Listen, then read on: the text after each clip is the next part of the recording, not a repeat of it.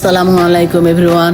ভাই বোনরা, এই যে আপনারা দেখে বুঝে ফেলছেন আমি আজকে ইলিশ মাছ দিয়ে বেগুনের ঝোল করব। তো ঠিকই ভাই বোনরা, এই যে আমি ইলিশ মাছ ভালো করে ধুয়ে পরিষ্কার করে রান্নার উপযুক্ত রেডি করে নিয়েছি ভাই বোনরা। এই যে আমি প্যান নিয়ে নিয়েছি, এখন এর মধ্যে আমি এই যে কিছু পেঁয়াজ কুচি আমি দিয়ে দিলাম ভাই বোনরা। তারপর এর মধ্যে এই যে কিছু হলুদ গুঁড়ি দিয়ে দিলাম, এই যে কিছুটা স্বাদ মত বুঝে লবণ দিয়ে দিলাম, কারণ আমি কাঁচামরিচ আর কয়েকটা রসুন দানা তেলে বাটনায় বেটে নিয়েছি, ওর মধ্যে একটু লবণ দিয়ে বেটেছি, তো যার জন্য এখানে লবণের পরিমাণটা মানে এমনভাবে দিলাম যেন বেশি না হয়, ব্যালেন্স করে দিলাম, ইনশাল্লাহ ঠিক হয়ে যাবে। তো এই যে এখানে ভাই বোনরা আমি কাঁচামরিচ রসুন দিয়ে বাটাটা দিয়ে দিয়েছি, আবার এই যে এখানে সরিষার তেল দিলাম।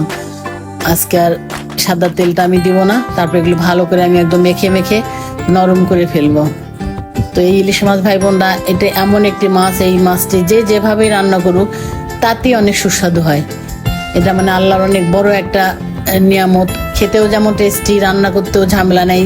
যেভাবেই দো পেঁয়াজি, ভুনা, ভাজি, ঝোল কিংবা এভাবে হাতে মেখে শুধু মানে খালি কিংবা সবজি টবজি বা বেগুন টেগুন দিয়ে পাতলা ঝোল, সবই যেভাবে রান্না করা যাক সেভাবেই খেতে এত সুস্বাদু হয়।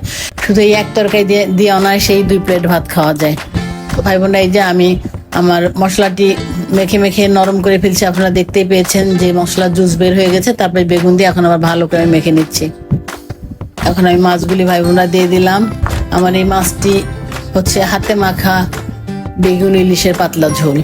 তো এই রান্নাটা আসলে আমার শ্বশুরবাড়ির রান্না, আমার শ্বশুরবাড়িতে এই সিস্টেমেই রান্না করে, তো আমার সাহেব খুব পছন্দ করে। অতএব কর্তার ইচ্ছা কর্ম, অবশ্য আমারও অনেক ভালো লাগে, যার জন্য আমি এভাবে মানে ম্যাক্সিমাম আমার সাহেবের পছন্দ মতোই রান্না আমি করি ভাই বোনরা। তো এখন এই যে চুলায় বসিয়ে দিয়েছি, তো এই যে ঢেকে দিলাম, জালটা আমি একটু জোরে দিয়ে দিয়েছি। আমি কিছুক্ষণ পরে আসছি। রান্নাটি ভাই বোনরা মানে এই মাছের রান্নাটা অনেক তাড়াতাড়ি হয়। এই যে রান্নাটি আমার প্রায় অর্ধেক হয়ে গেছে, আর হয়তো আর 2-4 মিনিট পর রান্নাটি আমার হয়ে যাবে একদম। বলকও চলে আসছে, সুন্দর মতো ঝোলও টেনে গেছে, আর হয়তো 2-4 মিনিট চুলায় থাকবে, তারপর আমি জাল বন্ধ করে দেবো। এই রান্নাটি অনেক দ্রুত হয়।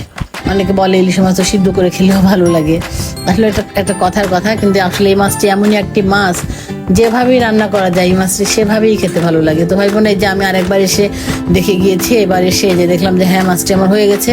ফাইনালি আমি জাল বন্ধ করে দিয়ে এই যে ধোয়া উঠছে, আপনারা দেখতে পাচ্ছেন, আমি আমার ইলিশ মাছের প্যানটি নামিয়ে নিলাম। যে হাতে মাখা ইলিশ মাছের বেগুন দিয়ে পাতলা ঝোল রান্না ভাই বোনরা আমার হয়ে গেল ভাই বোনরা।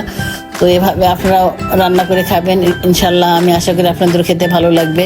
আমার ভিডিওগুলি আপনারা ইউটিউব এবং ফেসবুকে ভাই বোনরা দেখতে পাবেন। আমাকে সাবস্ক্রাইব ও ফলো করে আমার পাশে থাকবেন। এই যে আমার রান্নার লাস্ট লুক এটা। তো আপনারা অনেক ভালো থাকবেন সবাই। আল্লাহ হাফেজ।